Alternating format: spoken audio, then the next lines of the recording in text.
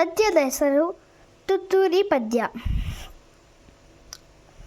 ಬಣ್ಣದ ತಗಡಿನ ತುತ್ತೂರಿ, ಕಾಸಿಗೆ ಕೊಂಡನು ಕಸ್ತೂರಿ. ಸರಿಗಮ ಪದನಿಸ ಊದಿದನು, ಸನಿಗಮ ಪದನಿಸ ಊದಿದನು. ತನಗೆ ತುತ್ತೂರಿ ಇದೆ ಅಂದ, ಬೇರಾರಿಗೂ ಅದು ಇಲ್ಲೆಂದ. ಕಸ್ತೂರಿ ನಡೆಯನು ಬೀದಿಯಲಿ, ಜಂಬದ ಕೋಳಿಯ ರೀತಿಯಲಿ.